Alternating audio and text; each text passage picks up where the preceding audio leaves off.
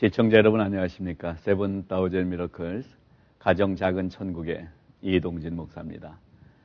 이 세상의 모든 피조물, 특히 인간은 한 사람 한 사람이 하나님의 걸작품입니다. 우리 스스로는 각자의 욕심에 따라서 자신의 연약한 부분만을 생각하고 또 불만족스러워 할 수 있지만은요, 우리 각자는 하나님의 세밀하고 또 완전하고 선하시게 만드신 창조된 하나님의 걸작품인 것을 우리는 고백합니다. 특별히 장애를 갖고 있는 분들은 더욱 특별하신 하나님의 뜻을 간직한 섭리를 위해서 창조된 걸작품이라고 저는 생각을 합니다. 자, 그런데 우리는 그 하나님의 깊은 뜻을 잘 모르고 단지 외적인 모습만을 보면서 온전한 일들을 할 수 없는 분들이다, 이렇게 편견을 가지고 사회적 약자로 바라보는 경향들도 있는 것이 사실입니다. 자, 오늘 이 시간에는 바로 이 장애를 가지신 분들에 대한 잘못된 인식을 좀 바로잡고요, 또 사회 속에서 장애인과 비장애인이 아름답게 조화돼서 더불어 살아갈 수 있을지를 함께 얘기해 보고자 합니다.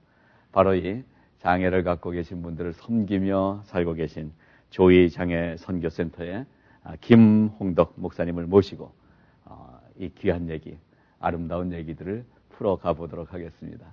김홍덕 목사님, 어서 오십시오. 네, 안녕하세요. 예, 목사님의 그 사역과 섬김은 이미 우리가 다 잘 알고 있는데요. 그렇게 섬기시면서 따뜻함을 나눠주는 모습이 얼굴로부터 풍겨나오는 것을 보게 됩니다.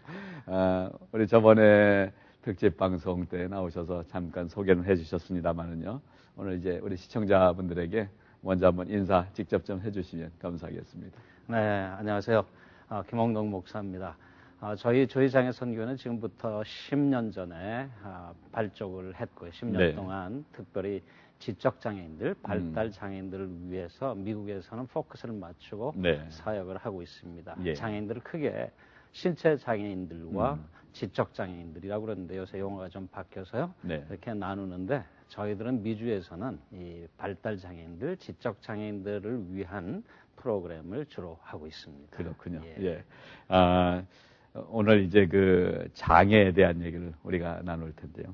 사실 우리가 겉으로는 신체적으로 완전한 것 같지만 정신적으로 또 여러 가지 마음의 생각이나 이런 부분들에 좀 그 상처와 아픔들을 갖고 있는 분들도 큰 범위에서는 다 장애인이다, 이렇게 해도 과언은 아니라고 생각이 됩니다. 그래서 이 목사님의 사역은 어느 한 파트에 치중된 사역이 아니라 그 한 인간, 하나님이 만드신 창작품을 다루시는, 보호하고 섬기는 사역이라고 할 수가 있을 것 같습니다. 자, 우리 선교센터 이름이 조이예요. 예. 조이. 예. 어떤 이름을 그렇게 짓게 된 배경이 있으세요? 있죠. 하나님께서 놀라운 계획. 네. 저희들로 말하면은, 인간적으로 말하면 그 선뜻 받고 싶지 않은 계획이지만 알고 보니까 보화라고 하는 것을 알게 되었는데, 13년 전, 지금 우리 조이가 13살 된 딸 아이인데요. 하나님께서 다운 증후군이라고 하는 이러한 장애를 가지고 저희 가족에 주시기로 작정을 하셨고, 이 아이가 태어남으로 말미암아 전개되는 하나님 나라의 아름다운 세계. 그래서 이 딸 이름이 조이고요. 네. 조이의 이름을 따서 조이 장애 선교회는 시작되었는데, 네. 우리 딸 아이를 하나님께서 주시겠다고 작정하신 것을 저희들 임신 3개월 조금 지나서 알게 되었습니다. 네. 그럴 때에 하나님께서 장애를 가지고도 하나님 앞에 영광 돌릴 수 있다는 말씀과 메시지를 주시고, 저희들하고 저희들에게 기도하게 만들더니 우리 부부에게 딱 일주일 고민하며 심각하게 기도를 했는데, 하늘이 열리는 것 같은 놀라운 체험 속에서 이 장애를 통해서 계획하신 하나님의 은혜가 무엇인지를 보아라 하는 그러한 그 영감을 주셨어요. 근데 그날부터는 저희들이 걱정할래야 걱정할 수 없이 unspeakable joy, 하늘의 그 놀라운 기쁨을 주셨어요.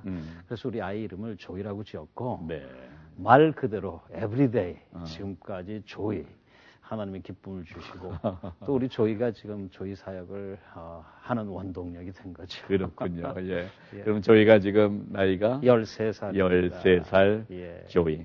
그러니까 조이 선교회의 대표는 조이. 설립자죠. 예. 조이를 통해서 그 하나님의 메시지가 예. 전달이 돼 왔고 그 메시지를 받은 우리 목사님이 그 이야기를 펼쳐나가는 그렇습니다. 실무를 맡고 그렇습니다. 네. 그래서 이 조이장의 선교센터가 그동안 그렇게 귀한 일들을 잘 섬겨올 수 있지 않았나 생각이 됩니다. 사역들이 많으시잖아요. 예, 맞습니다. 그 중에 가장 대표 사역은 어떤 사역이세요? 저희들이 이제 크게 저희에게 장애 선교센터 선교회는 두 파트로 나눠져 있는데 네. 미주 사역과 해외 선교 사역으로 나눠져 있습니다. 네. 미주 사역은 우리 김진희 전도사님이 대표로 하고 있고 예.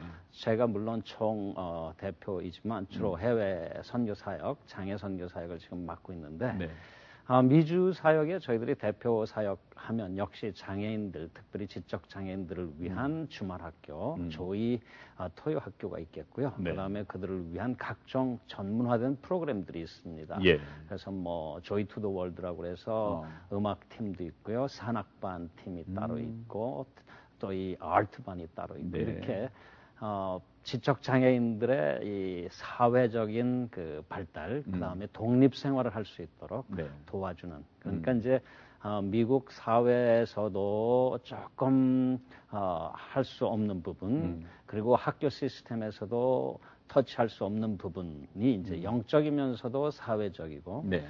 그러면서도 학교나 다른 시스템에서는 채워줄 수 없는 그 사랑받는 느낌. 그러니까 우리 토요학교를 너무 좋아하는 이유는 네. 자기들이 그 사랑받는다고 하는 자긍심, 예. 자존감을 느낄 수 있기 때문에 물론 뭐 시설이나 이런 그 다른 걸로 비교하면 미국의 다른 전문기관하고 따라갈 수가 없겠지만 토요 프로그램을 우리 장애인들이 좋아하는 이유는 자기들이 참 그 다른 곳에서는 받아볼 수 없는 사랑을 네. 받는다는 그 이유 때문에 그렇군요. 예, 찾아옵니다. 예. 토요 학교 예. 프로그램을 가장 먼저 말씀을 해 주셨는데요. 실제적으로 이 토요 학교에는 이제 어떤 프로그램으로 이렇게 진행이 됩니까? 이제 토요 학교 금방 말씀드린 것처럼 예. 독립 생활 할 수 있는 프로그램과 네. 사회적인 소셜한 프로그램. 예. 그러니까 저희들이 아까 말씀드린 대로 지적 장애인들을 위한 프로그램들을 한다고 네. 말씀을 드렸기 시간은 때문에 아침부터 저녁 오후 하루 종일이요. 예, 그렇습니다. 그래서 그 특수 프로그램, 교육 프로그램도 아니고 네. 이 사회에서 적응할 수 있는 능력을 길러주는 것이 필요하지만 예. 또 저희 주말학교에서는 거기에 플러스 영적으로 이 삶의 의미를 느낄 수 있도록 네. 각종 프로그램을 하는데 프로그램이 많아요. 아트도 있고 뭐 체육 프로그램도 있고 네. 시간 시간 진행되고 있습니다. 아이들이 토요일을 무척 기다리겠어요. 너무 기다리죠. 예를 들면 샌디에고에서 오는 친구도 있고 저 위에 또 한동안은 거의 2-3시간 떨어진 도시에서 친구들이 왔는데 네. 한 번은 그 부모님이 너무 바빠가지고 못 데려다 준 일이 있어요. 네. 그 한 주간 그 집에서 그 아이한테 볶여가지고 난리가 나는 바람에 그만큼 예. 기다리고 그렇겠네요. 사랑합니다. 예. 예. 이 전문적인 프로그램 중에 가장 먼저 토요 학교를 예. 지금 설명해 주셨는데요. 그 밖에도 이제 또 그 장애인 가족을 돕는 그렇습니다. 사역이 있네요. 이름이 재미있어요. 쉴만한 물가 캠프. 예. 왜 그 프로그램을 시작했냐면 사실 장애인 우리 친구들은 자기들이 장애인인 것을 자각하거나 또 그렇게 고민에 빠지는 일이 없죠. 실질적으로 우리 장애인 맞습니다. 친구들 행복해합니다. 예, 네. 근데 옆에 있는 분들 가족들이 부모님들 힘들죠. 너무 힘드시죠. 네네. 그 중에서도 어머니 하면 굉장히 참 많은 에너지와 소진 탈진할 정도의 일단 그 부모로서 길티 필링들을 많이 갖고 계시잖아요. 바로 목사님 말씀 지적해 주신 그 부분인데요. 네. 장애를 가지고 있는 그것 때문에 그 죄의식 내 죄 때문에 이렇게 태어났구나. 네. 내가 조금만 임신 기간에 조심했으면 이렇지 않을 걸 하는 죄의식을 안고 삽니다. 그럴 때 이제 저도 겪었지만 하나님께 이 질문을 하게 된 거죠. 왜? Why me? 하는 퀘스천 하잖아요. 왜 우리 가정에 장애아이를 주셨습니까? 하는 그 제목을 다 부모님들이 가지고 사는데 건강치가 못하세요. 네. 장애아이를 5년, 10년, 15년씩 이렇게 양육을 하면서도 이 문제가 해결이 되지 않는 거예요. 그래서 저희들이 쉴만한 물가 캠프라는 것을 통해서 네. 영적인 치유 프로그램이죠. 그러니까 해답. 하나님이 우리 가정에 주신 이 장애라고 하는 의미가 무엇일까를 성경적으로 해답을 얻는 시간이고, 그 다음에 실질적으로 우리 부모님들이 장애아이를 1시간 하루 이틀 떼어놓는 것이 쉽지 않으세요. 그런 분들이 많지 않으세요. 근데 2박 3일 동안 자녀를 좀 떼어놓고 참 좀 쉬세요. 해가지고 정말로 물가가 있는 좋은 최대의 설비에서 모든 걱정 프리, 워리 프리 프로그램을 제공을 해서 영적이면서도 심리학적인 그 테크닉으로 저희들이 섬기는 여러 프로그램들이 있고요. 그래서 완전히 이 노임을 얻도록. 그래서 또 장애 아이들에 대한 걱정을 하지 마시라고 장애 아이들 프로그램을 따로 진행하면서 교기관들을 이렇게 섬겼더니 뭐 하나님이 주신 성경적인 해답을 얻고 육체적으로도 이렇게 쉼을 얻고, 또 하나는 아이들을 좀 2, 3일 동안 띄워봤더니 하나님께서 책임져 주시더라 하는 믿음을 갖는 거죠. 그동안 믿음이 있다고 하면서도 1시간을 다른 사람 하나님 앞에 의탁을 하지 못하는 거죠. 나 아니면 안 된다. 근데 그걸 체험하신 거죠. 그러네요. 그래서 쉴만한 물가 캠프가 지금 여러 도시에서 계속 되고 있습니다. 얼마나 힘이 되겠어요. 용기도 되고. 복음서에 기록된 그 말씀을 저도 뭐 설교도 했습니다마는 사실 그 목사님이나 장애 가족들이 가진 것만큼 이렇게 그 간절하게 그 느끼지는 못하는 부분이 그것이었는데요. 섭리라는 하나님의 단어를 설명할 때 그 날 때부터 소경된 아이가 이게 부모 죄냐 본인 죄냐, 이게 죄의 문제로 세상은 질문하잖아요. 그렇습니다. 그래도 당신이 뭔가 잘못한 게 있으니까 당신 집안에 그런 병이 있는 거 아니냐, 이런 시선들이 있는데 그렇습니다. 거기에 대해서 주님이 너무 명확한 답변을 주셨잖아요. 그렇죠. 부모 죄도 아니고 이 아이의 죄도 아니고 목적은 분명히 하나님의 영광을 드러내는 것. 그렇습니다. 조희장애 선교센터가 가장 영광이 빛나는 곳이겠어요. 그러려고 지금 하나님의 뜻을 발견하는 작업, 그리고 그 하나님의 뜻을 알리는 작업을 하는 거죠. 목사님 금방 말씀하신 것처럼 우리는 하나님의 영광을 위해서 살려고 하잖아요. 모든 분들이, 특별히 크리스천들은 하나님의 영광 돌리려고 살고 또 그렇게 매일 기도합니다. 하나님, 근데요, 기도를 들어보면 하나님 돈 잘 벌어서 영광 돌리게 해주시고 우리 아이 좋은 학교 가서 영광 돌리게 해주시고 사업이 번창해서 영광 돌리게 해주시고 승진해서 영광 돌리게 해달라고 우리가 생각하는 영광은, 우리가 하나님께 드리고자 하는 영광은 아주 천편일적으로 똑같아요. 그래서 실패하거나 아프거나 또 이러면 하나님의 영광을 받지 못하시고, 심지어는 많은 분들이 하나님 영광 가린다고 이렇게 표현을 하는데, 하나님께서는 우리의 약함 가지고도 장애를 가지고도 우리의 실패를 통해서도 영광 받을 수 있다는 것을 가르쳐 주시면서 참 굉장히 익사이팅합니다. 사실은 그 다른 사람들이 그렇게 영광 돌릴 수 있다고 하는 방법이 아닌, 영광이 아니고 행복도 아니고 정말 사람이 원하는 길도 아닌 곳에서 피어나는 하나님의 그 영광은 더 아름답게 빛나는 거죠. 하여튼 지금 말씀이 너무나 우리 시청자들에게도 도전적인 메시지가 될 줄로 압니다. 우리는 뭘 해서 하나님께 영광을, 우리가 뭘 해서 하나님의 영광을 드러낼 수 있는 것도 아니죠. 하나님의 영광은 영광이시잖아요. 그렇습니다. 그것을 깨닫게 해주시는 메시지가 지금 주신 말씀이라고 생각이 됩니다. 또 이런 사역도 있네요. 프로젝트인데 House of Joy.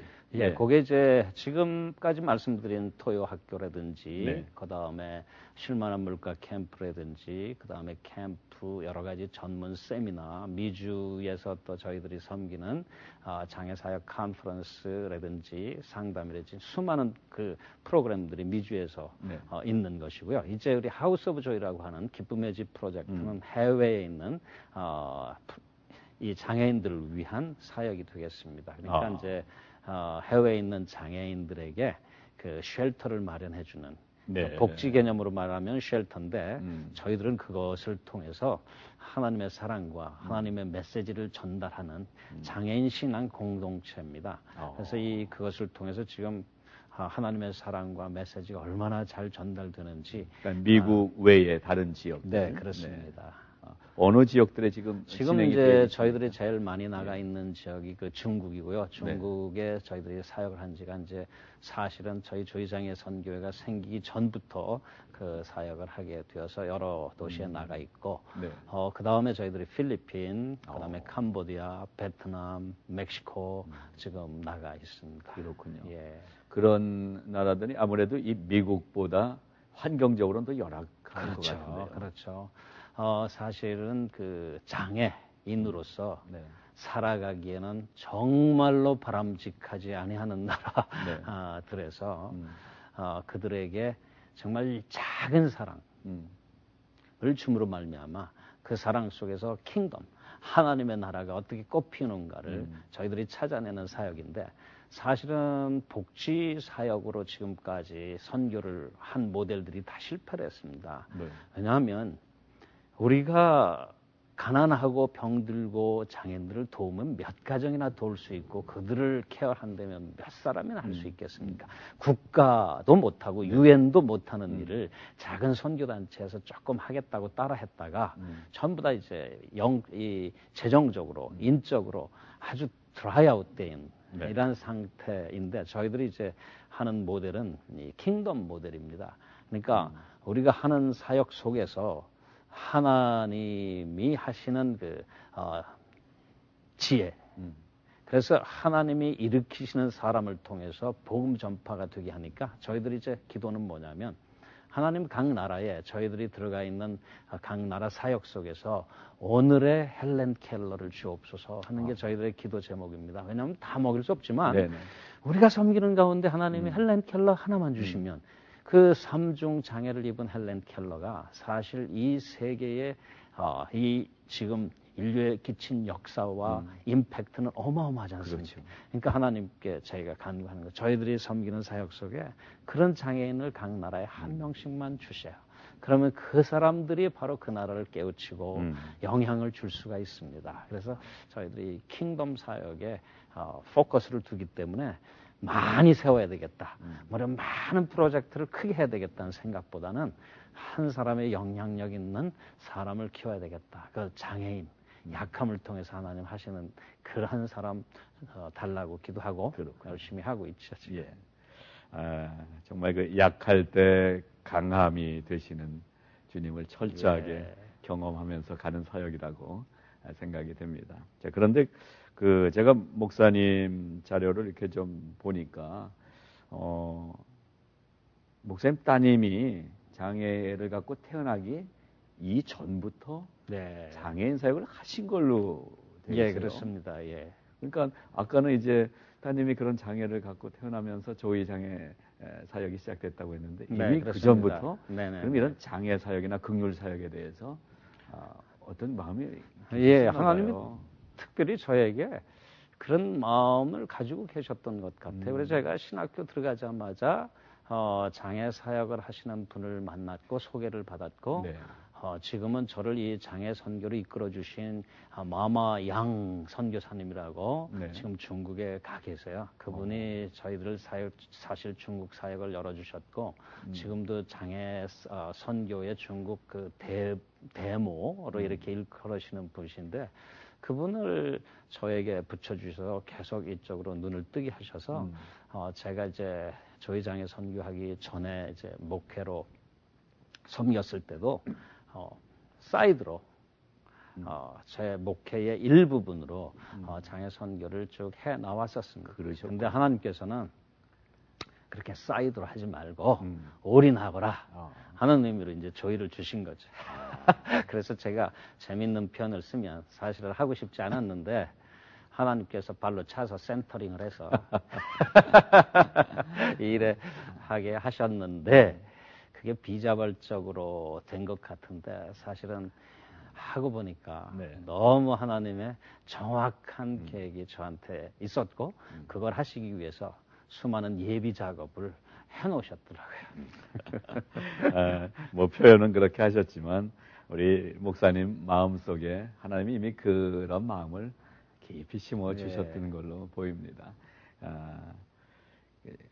저도 이제 가까이에 장애 사역을 하는 분들을 한국에서도 이제 뵙고 그랬었는데 정말 온 생애를 드리는 그 사랑이 없이는 할 수 없는 일이 이 일이라고 옆에서 볼 수가 있었어요. 우리 목사님이 또한 그렇게 살아오셨는데 근데 막상 그 장애를 가진 딸을 이제 키울 때 물론 사랑으로 믿음으로 또 기도 응답 가운데 받은 딸이지만 실제 현실은 매일매일 아침이 열리잖아요. 그랬을 때 장애를 가진 그 아이가 커가는 모습 보면서 남 모르는 아픔도 뭐 없다고 하실 수는 없을 것 같아요. 당연하죠. 우리 시청자 여러분들 중에 혹시 그런 아픔 가지신 분들에게도 좀 용기가 될 것 같은데 목사님 얘기를 조금 좀 풀어주세요. 사실 장애 아이를 키운다는 거 쉬운 일은 아니죠. 저희들이 기쁨으로 이 사역을 하고 저희가 주는 영적인 의미와 축복이 큼에도 불구하고 저희가 겪어야 할 장애 아이로서의 모든 과정을 건너뛰는 것은 아니잖아요. 그래서 매일 전쟁해야 되고 아슬아슬한 그러한 저희의 그 연약함을 통해서 마음 졸이게 하고 하나님 앞에 눈물로 참 엎드리게 하는 과정이 저희들에게 있지만 근데 이제 또 생각을 바꿔놓으면요.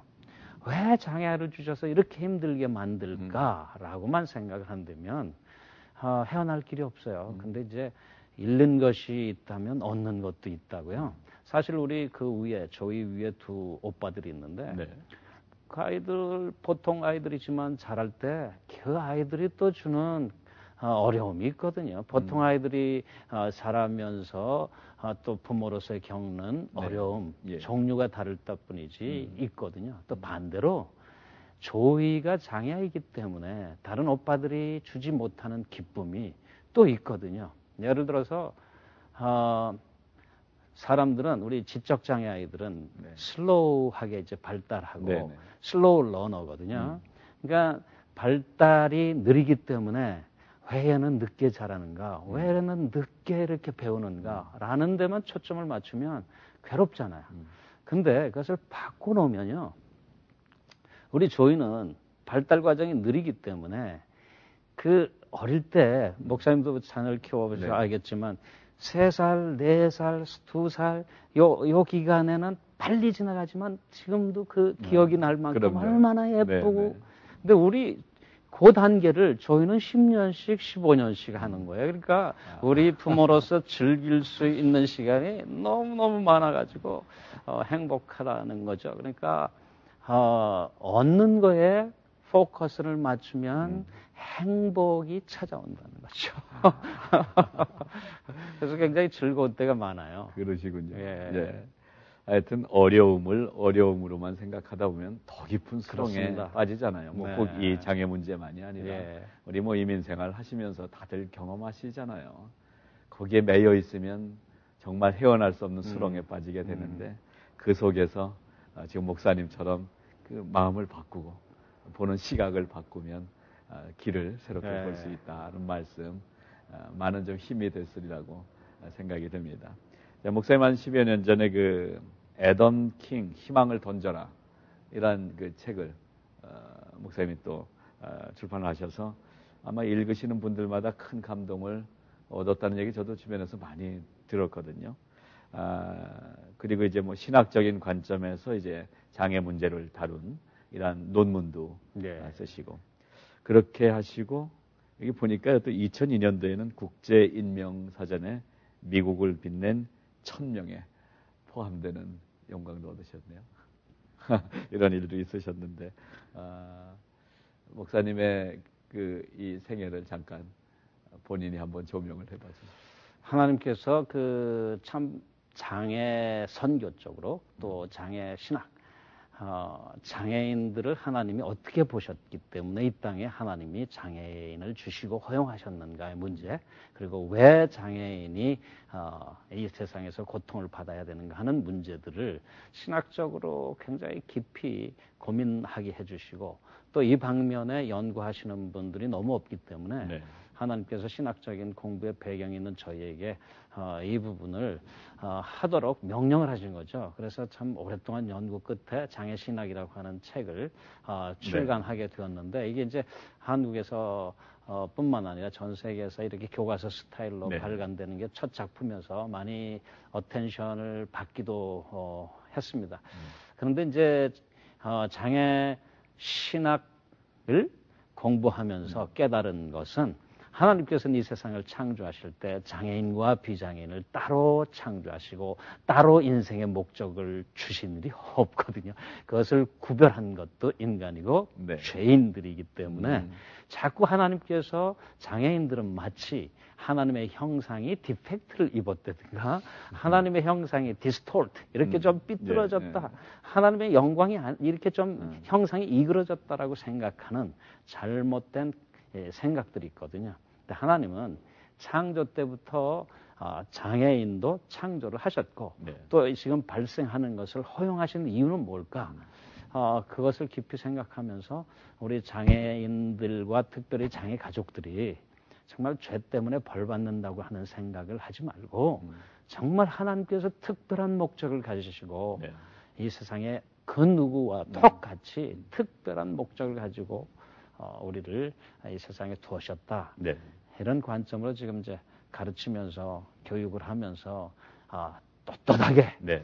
힘있게 자랑스럽게 우리에게 주신 사명 감당하고 살자, 이런 의미로 네. 지금 계속 고민하고 있습니다. 그렇게 그 목사님이 강조해서 책도 쓰시고 말씀도 계속 나누시고 그러는데, 사실 그럼에도 불구하고 우리 주변을 이렇게 보면 아직도 장애인에 대한 편견이 좀 많이 남아있는 게 사실인 네. 것 같은데, 혹시 목사님 통계적으로 편견을 다 없앤 것을 100으로 이렇게 했을 때 지금 몇 % 정도나 이게 편견이 좀 숫자적으로 말씀드리기에는 조금 어렵고요. 네. 근데 저희들이 이제 미주에 사시는 우리 교포들은 참 잘 우리가 아시는 대로 지금 한국에 사시는 분보다 이 생각들이 더 느리세요. 네, 그렇죠.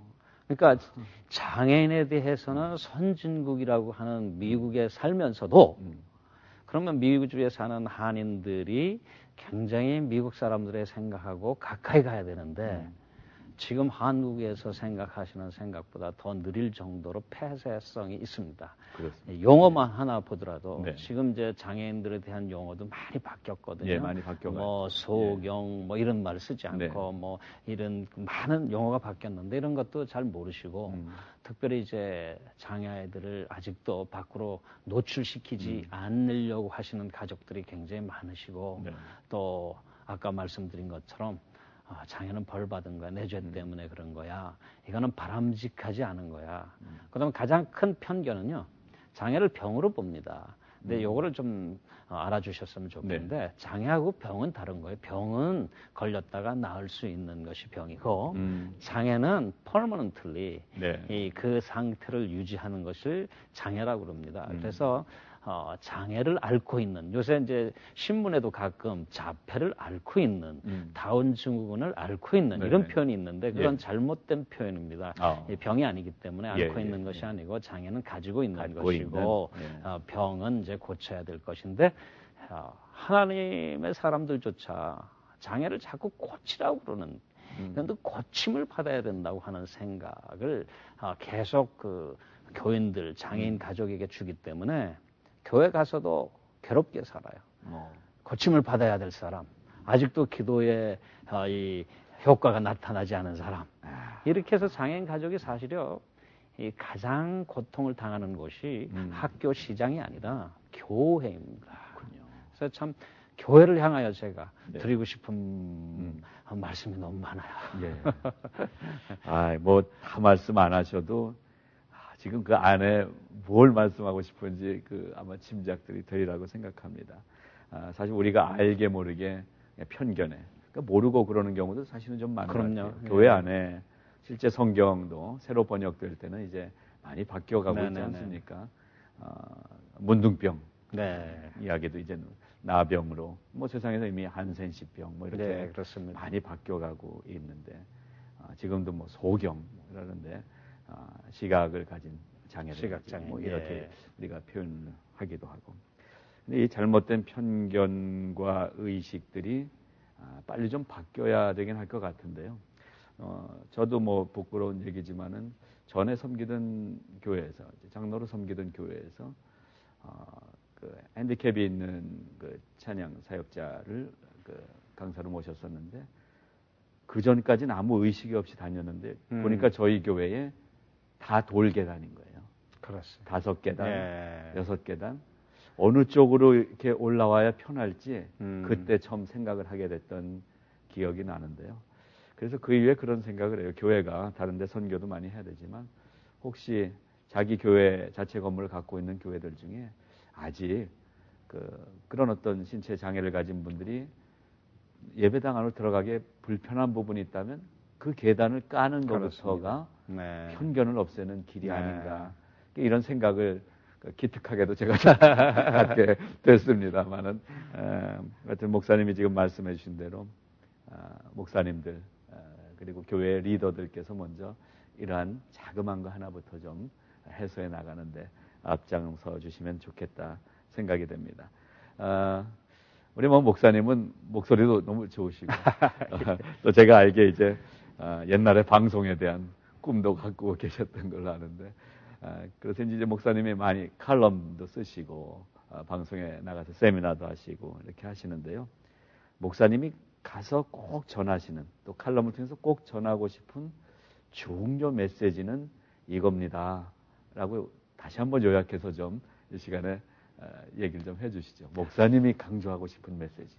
저는 한마디로 요약하라 그러면 약함이 강함입니다. 이제 올해 나온 책 제목이기도 한데 우리는 약함을 강하게 해달라고 하나님 앞에 기도하거든요. 우리의 못남을 잘남으로 바꿔주시고 약함을 강하게 해주셔서 우리를 사용해달라.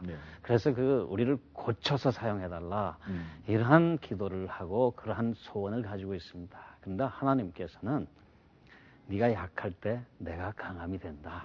그래서 약함 자체를 가지고 하나님 앞에 쓰임 받는 것, 그것이 하나님께서 원하시는 것이다.